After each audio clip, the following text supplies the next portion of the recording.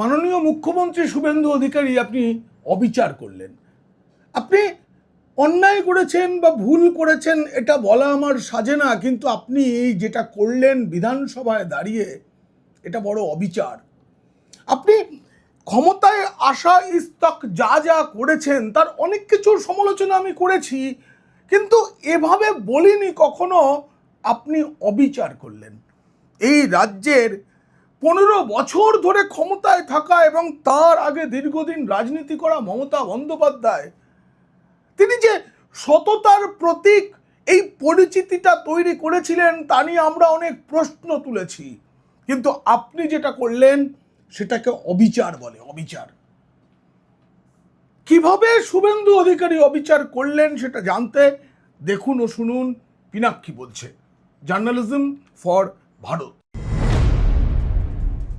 আমরা আগে মিথ্যে কথা নিয়ে কোনো গল্প বললে ওই একই রাখাল বালকের গল্প বলতাম যে বাঘ এসেছে করে একদিন সত্যিকারের বাঘ এলো, কেউ নেই।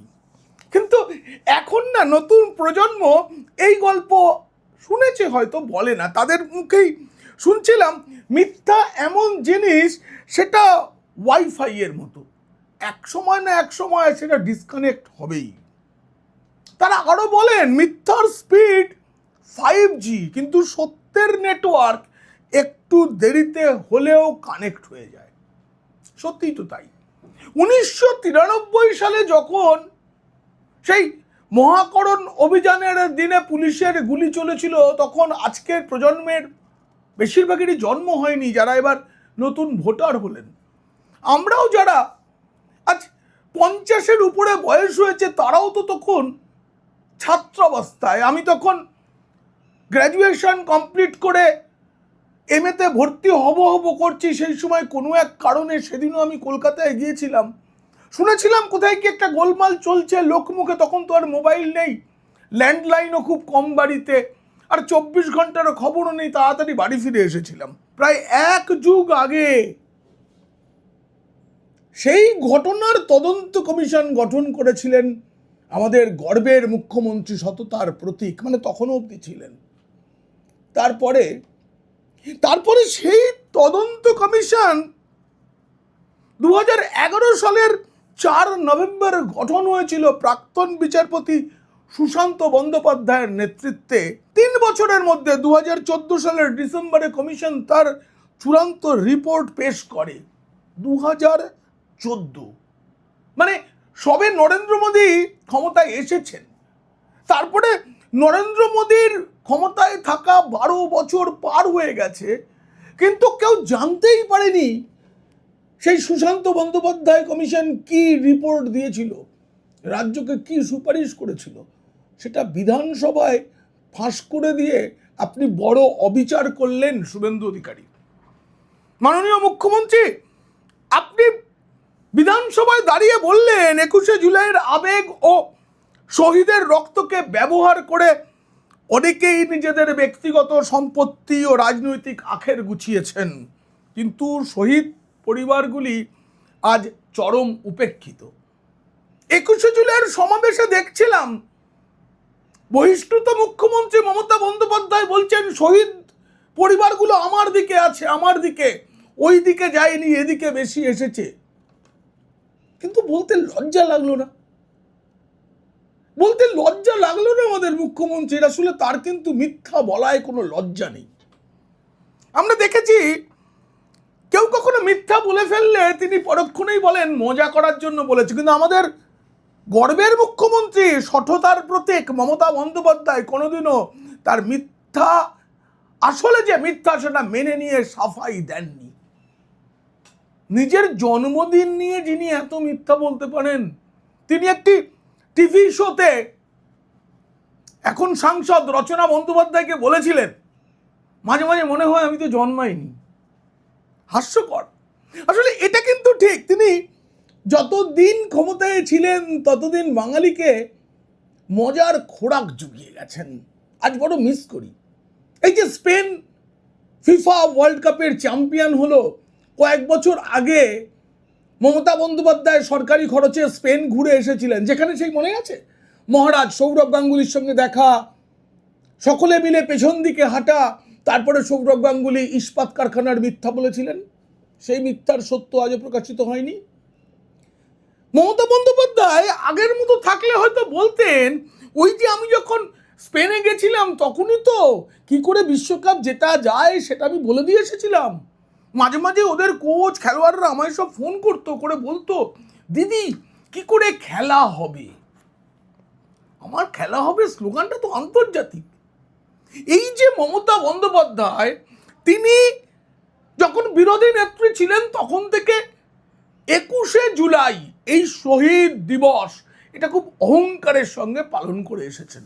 মাঝে যে বছর প্রথমবার ক্ষমতা এলেন 2011, সেবার পাগলু ড্যান্স ইত্যাদি হয়েছিল ব্রিগেড ময়দানে, খুব হইচই হয়েছিল, শহীদ সমাবেশ নাকি বিজয় উৎসব বোঝা যাচ্ছিল না, সেটা বাদ দিন। আমি যবে থেকে সাংবাদিকতা এসেছি, মানে ওই 96-97 সাল, সেই সময় থেকেই না আমি প্রতি বছর নিয়ম করে, 2-1 বছর বাদ যেতে পারে, 20শে জুলাই ধর্মতলায় যেতাম এই মঞ্চটাকে দেখবো বলে। প্রতি বছর দেখতাম মঞ্চটা একটু একটু করে উঁচু হচ্ছে। একটা সময়ের পর আমি নিয়মিত ওই সমাবেশ কভার করতে গেছি বিভিন্ন সংবাদ মাধ্যমের হয়ে, যখন যেখানে চাকরি করতাম। পাশে আরেকটি মঞ্চ বাঁধা হতো যেখানে সাংবাদিকরা বসবেন। ওদিকে টিপু সুলতান মসজিদ, এদিকে ভিক্টোরিয়া হাউস, ওদিকে দেখা যাচ্ছে স্টেটসম্যান বিল্ডিং, আর ডান দিকে তাকালে মানুষের মাথার মাথা। প্রতি বছর এই মাথার সংখ্যা বেড়েছে। শহীদ পরিবারের যে বসার জায়গা সেগুলো বদলেছে, নেতা বদলেছেন, বিভিন্ন দলের সঙ্গে মমতার বিভিন্ন সময়ের যে জোট, সেই জোট দলের নেতারা এসেছেন, অনেক কিছু দেখেছি এই 21শে জুলাই। আর 21শে জুলাইয়ের এই ভিড় যত বেড়েছে তত মমতা বন্দ্যোপাধ্যায়ের প্রতিপত্তি বেড়েছে। আমি দায়িত্ব নিয়ে বলছি, অনেক প্রবীণ সাংবাদিকরা আছেন, তারা তো আরো বেশি করে বলবেন। আমিও বলছি, সেই সময় 21শে জুলাইয়ের কথা ভাইপো জানেন না। ভাইপো শুনেছি 1.5 বছর বয়স থেকেই রাজনীতি করেন তিনি। আমার পিসিকে মারলে না, আমার দিদিকে মারলে কেন সিপিএম তুমি জবাব দাও বলে পতাকা হাতে করে ঘুরতেন শুনেছি, কিন্তু সেসব তিনি জানতেন না। আচ্ছা সত্যি করে বলুন তো শুভেন্দু অধিকারী মুখ্যমন্ত্রী, আপনাকে বলছি, এই কথাটা আপনি কোনো রাজনৈতিক মঞ্চে বলতে পারতেন। আপনি বিধানসভাকে বেছে নিলেন, সেটা অবশ্য আইন অনুযায়ী ঠিক, কিন্তু বিধানসভার রেকর্ডে রয়ে গেল আমাদের 15 বছর ধরে ক্ষমতায় থাকা মুখ্যমন্ত্রী ডাহা মিথ্যাবাদী। আজকে আমরা বেঈমান নই বলে কালীঘাট শিবির যে সভাগুলো করে, তাতে তো সবচেয়ে বড় বেঈমান মমতা বন্দ্যোপাধ্যায়। তিনি যে শহীদদের কাঁধে পা রেখে এত ওপরে উঠেছেন, তাদেরকে তিনি বঞ্চিত করেছেন, তাদের সঙ্গে বেঈমানি করেছেন। শুভেন্দু অধিকারী, আপনি অবিচার করলেন, বড় অবিচার। দেখুন, ওই যে কমিশন হয়েছিল সেখানে 44 জনকে ডাকা হয়, এদের মধ্যে অনেকের সঙ্গে আমি সেদিনের গল্প শোনার জন্য কথা বলেছি, তাদের অনেকেই সাংবাদিক। তাদের মুখে যা শুনেছি আর মুখ্যমন্ত্রী মমতা বন্দ্যোপাধ্যায় যা বলতেন সেটা মিলত না। প্রথম কথা কে জানেন? বলা হয় সচিত্র পরিচয়পত্রের দাবিতে নাকি সেদিন মিছিল হয়েছিল, আদৌ তা নয়। এইটা মমতা বন্দ্যোপাধ্যায়ের মন গড়া। এটা তিনি পরবর্তীকালে নিজের ইমেজ বাড়ানোর জন্য বলেছেন। আসলে সেই সময় 1993 সালে তিনি যে আন্দোলন করেছিলেন যুব কংগ্রেসের নেত্রী হয়ে, তার দাবিটা ছিল বাংলায় রাষ্ট্রপতি শাসন চাই। তখন কিন্তু কেন্দ্রে কংগ্রেস সরকার, পিভি নরসিংহ রাও, তিনি দেশের প্রধানমন্ত্রী, তার কাছে যাননি, উনি মহাকারণ অভিযান করেছিলেন। আমি বলছি না যে কোনো বিরোধী দলের মহাকারণ অভিযান হলে যেখানে গুলি চালাতে হবে, একটু অন্যায় করেছিল, নৃশংসতা, বর্বরোচিত আক্রমণ হয়েছিল, কিন্তু মমতা বন্দ্যোপাধ্যায় তার জীবনের সবচেয়ে বড় সম্বল এইটা ছিল 21শে জুলাই। তিনি এতদিন 21শে জুলাই ভাঙিয়ে খেয়েছেন, সেটা আপনি সর্বসমক্ষে বিধানসভায় প্রকাশ করে দিলেন শুভেন্দু বাবু। এ ভারী অবিচার হলো, ভারী অবিচার হলো এক বৃদ্ধার প্রতি। না, তার ভাইপোর প্রতি অবিচার আমি বলবো না। দেখুন, যে রাজনৈতিক নেতাদের কমিশন তলব করেছিল তাদের মধ্যে একমাত্র পঙ্কজ বন্দ্যোপাধ্যায় সাক্ষ্য দিতে যাননি। কখনো ভাবা হয়েছে পঙ্কজ বন্দ্যোপাধ্যায়, তাকে আমরা বিরোধী দলনেতা হিসেবে দেখেছি 2001 থেকে 2006 তিনি পশ্চিমবঙ্গ বিধানসভার বিরোধী দলনেতা ছিলেন। তার আগে বা পরে তাকে কোনোদিনও কোনো বিতর্ক, কোনো ধান্দাবাজি, কোনো দুর্নীতি কিছুর সঙ্গে দেখা যায়নি। কিন্তু তিনি কেন তৃণমূল ছেড়ে দিয়েছিলেন? শেষ জীবনে তিনি কেন একা থাকতেন? এবং আশ্চর্যের বিষয়, পঙ্কজ বন্দ্যোপাধ্যায় যখন অসুস্থ ছিলেন, তার মৃত্যু হয়নি, তিনি একটু গুরুতর অসুস্থ, তাতেই আমাদের গর্বের মুখ্যমন্ত্রী সততার প্রতীক মমতা বন্দ্যোপাধ্যায় টুইট করে রটিয়ে দিয়েছিলেন পঙ্কজ বন্দ্যোপাধ্যায় মারা গেছেন। করেছিলেন তিনি। যে সময় টুইটটা করা হয়েছিল মুখ্যমন্ত্রীর পক্ষে, তার অনেক পরে পঙ্কজ বন্দ্যোপাধ্যায়ের দেহাবসান ঘটে। তখনও তিনি হাসপাতালে আছেন। সেই পঙ্কজ বন্দ্যোপাধ্যায় কেন তৃণমূল ছেড়ে চলে গেলেন? যারা সেই সময় তৃণমূল বিট করতেন তারা জানেন, পঙ্কজ বন্দ্যোপাধ্যায় যখন সাংবাদিক বৈঠক করতে বসতেন, দিনের পর দিন তার মাইকটা কেড়ে নিতেন দলনেত্রী। তিনি কমিশনকে বলেছেন, আমার বিশ্বাস গুলি চালানোর জন্য একমাত্র দায়ী ব্যক্তি ছিলেন তৎকালীন স্বরাষ্ট্র সচিব মনীশ গুপ্ত। যে মনীশ গুপ্ত পরবর্তীকালে মমতা বন্দ্যোপাধ্যায়ের চোখের মণি হয়ে যান। এটা ছিল সবচেয়ে বেশি শহীদদের প্রতি বেইমানি। মনীশ গুপ্ত রাজ্যের মন্ত্রী হয়েছেন, দিল্লি গেছেন রাজ্যসভার সদস্য হয়ে।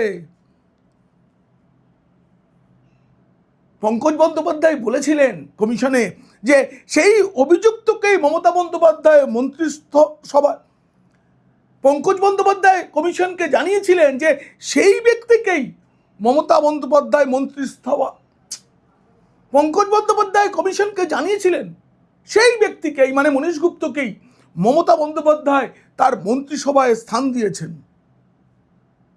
তাই কমিশন কেন তার নাম উল্লেখ করেনি বা মনীশ গুপ্তকে দায়ী করেনি সেটা তো খুব স্পষ্ট। পঙ্কজ বাবুর এই বক্তব্য বিধানসভায় বলে দিলেন শুভেন্দু অধিকারী। কি রইল বলুন তো বাকি? এ বড় অবিচার, আপনার বড় অবিচার। মমতা বন্দ্যোপাধ্যায় সারা জীবন অনেক মিথ্যা বলেছেন। সিঙ্গুর নন্দীগ্রাম পর্বে সাংবাদিকতার কারণেই আমি কাছ থেকে অনেক কিছু দেখেছি এবং পরবর্তীকালে দেখেছি সেগুলোকে তিনি অতিরঞ্জিত করে এমন করে বলেন যেন তিনি কোন মহান বিপ্লবী ছিলেন। আচ্ছা, কমিশনের বিরুদ্ধে মমতা সাক্ষ্য দিলেন না কেন? এই প্রশ্ন আমারও, আমি আগে প্রশ্ন তুলেছি, একাধিকবার আমার প্রতিবেদনে এই প্রশ্ন তুলেছি, কিন্তু সাধারণ মানুষ এটা জানতো না। তারা জানতো মমতা বন্দ্যোপাধ্যায় তিনি তো সততার প্রতীক, তিনি তো শহীদদের মা। অনেকেই তো তাকে অনেক রকম মা বলে সম্মানিত করেছে। সেই মা এত বড় বেইমানি করেছেন এটা অনেকেই কিন্তু জানতো না, শহীদ পরিবারগুলো। আপনি জানিয়ে দিলেন শুভেন্দু অধিকারী। বিধানসভার যে মিনিটস, তাতে তো ওটা লিপিবদ্ধ হয়ে গেল, অন রেকর্ড। কমিশন বলেছে ওই ঘটনার কোনো উপযুক্ত তদন্ত হয়নি। আইন অনুযায়ী যে এক্সিকিউটিভ এনকোয়ারি হওয়া উচিত ছিল তা ন্যায্য ও সরল বিশ্বাসে করা হয়নি। তাহলে মমতা বন্দ্যোপাধ্যায় 15 বছর ধরে প্রতিবার এই শহীদ দিবস পালনের নামে তিনি ডিম ভাত বিলি করেছেন, কিন্তু কেন করেননি? সে করেননি তাহলে শুভেন্দু অধিকারী আপনি সবকিছু ফাঁস করে দেবেন? এটা হয়? সেদিন কার নির্দেশে গুলি চলেছিল তা প্রকাশ করতে কেন অস্বীকার করলেন? প্রশাসনের শীর্ষ কর্তাদের বাঁচাতে কেন মহাকরণ বা নবান্ন থেকে সেই সময়কার ফাইল নথি সব লোপাট হলো, গায়েব হলো? কেন হলো? কি চাপা দিতে?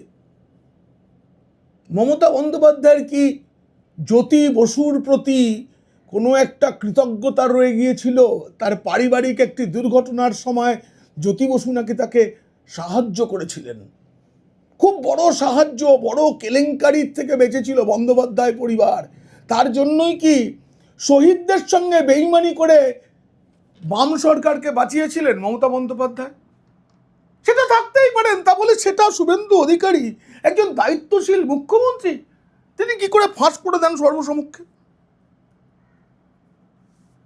আর ভাইপো বাবু তিনি দেখুন, তার এমনিতেই সেই দিনটা খুব খারাপ দিন ছিল। 2016 সালে মুর্শিদাবাদ থেকে একটা সভা করে তিনি ফিরছিলেন, একটা দুর্ঘটনা হয়, তিনি বাঁ চোখের নিচে একটা আঘাত পান, চোখে নয়,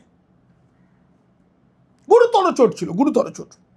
প্রথমে দেশের বিখ্যাত হাসপাতালগুলো দেখিয়ে তিনি তারপর ঠিক করেন যে না, এটা আমেরিকাতেই ঠিক হবে।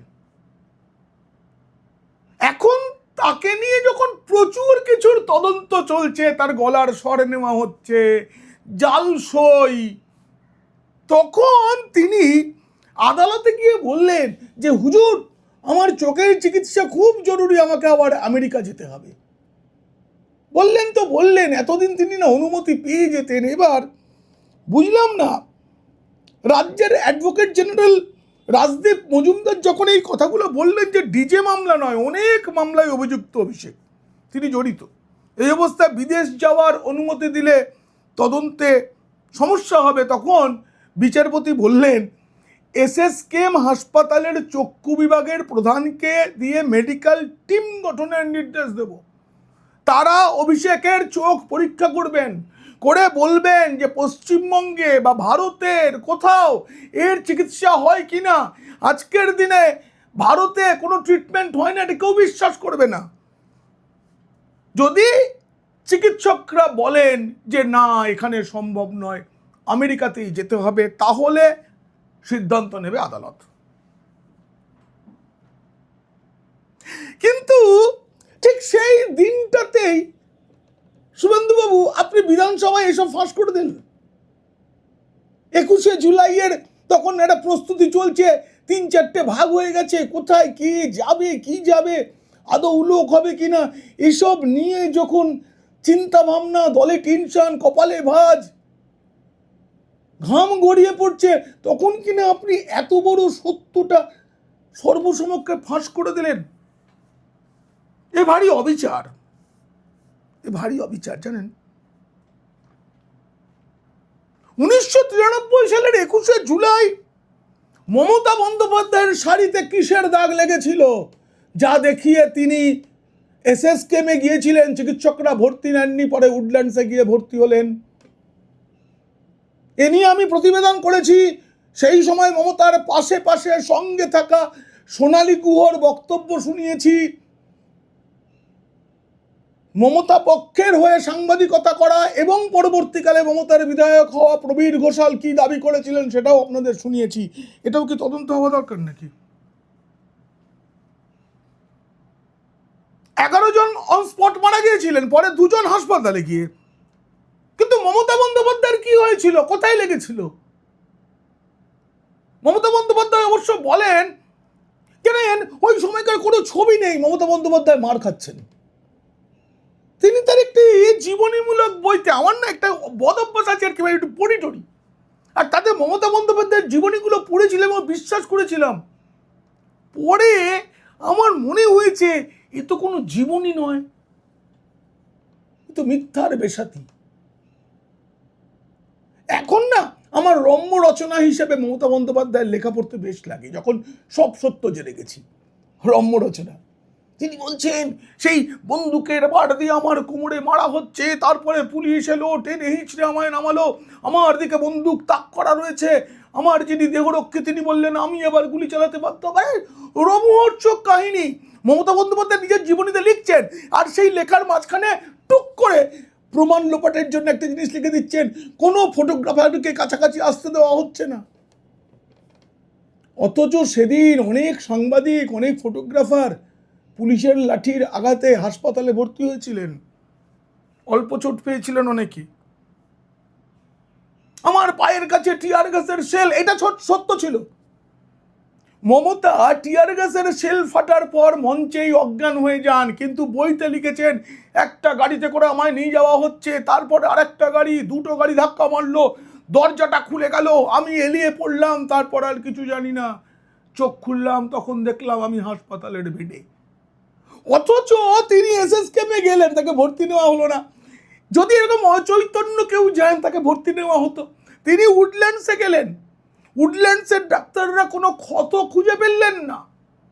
তারপরে তিনি দাবি করলেন, হ্যাঁ তিনি দাবি করলেন তার ঋতুকালীন সমস্যা হয়েছে, তারও কোনো প্রমাণ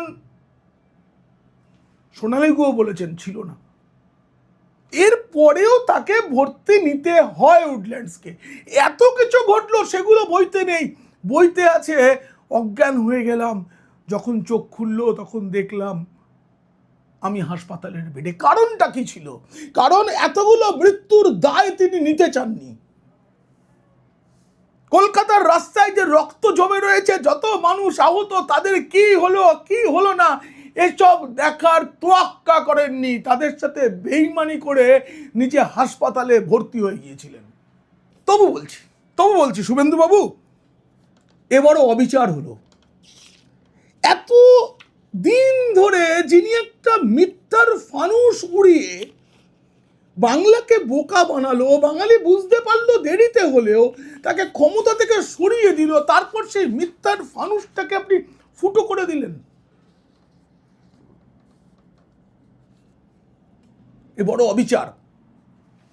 ভাইপো বাবুর কতগুলো প্লট আছে সেটাও আপনি বিধানসভায় বলে দিলেন, নথিবদ্ধ হয়ে গেল। তদন্ত চলছে, একদিন না একদিন তো বিচার হবেই। রাজ্যের মানুষ যদিও চায় যে এখনই গ্রেপ্তার করা হোক, পিসিকে না হোক ভাইপোকে, তারা জেলে থাকার থেকেও বেশি সাজা পাচ্ছেন আমি মানি, তবু তারা চাইছে, সেটাও করতে পারতেন। কিন্তু এবারও অবিচার হলো। সব সত্যিকে এরকম করে বলে দিতে হয়? একজন মানুষ সারা জীবন মিথ্যার উপরে মিথ্যা, মিথ্যার উপরে মিথ্যা, মিথ্যার উপরে মিথ্যা, এই করে একটা সাম্রাজ্য তৈরি করেছিলেন। কোটি কোটি চাকরি দিয়েছিলেন, 26,000 চাকরি হারাদের বলেছিলেন ABCDE, 5 রকমের পথ ভাবা আছে, অনেক প্ল্যান, সব মিথ্যা ছিল, সবাই বুঝেছে। তারপর এটা দরকার ছিল নাকি? বড় অবিচার হলো। আজকের আলোচনা যদি আপনাকে ভাবতে বাধ্য করে, তাহলে ভিডিওটি শেয়ার করুন বন্ধুদের, আর খারাপ লাগলে শত্রুদের। সেই সঙ্গে মন্তব্যে আপনার মতামত লিখুন। আপনি কি মনে করেন মমতার আরও সব মিথ্যার তদন্ত হোক নতুন করে? এমন আরও তথ্যভিত্তিক বিশ্লেষণ পেতে আজই সাবস্ক্রাইব করুন পিনাক্কি বলছে, আর পাশে থাকা বেল আইকনটি চাপুন। আবার দেখা হবে নতুন একটা গুরুত্বপূর্ণ বিষয় নিয়ে। আপনারা খুব ভালো থাকুন। ভারত মাতা কি জয়।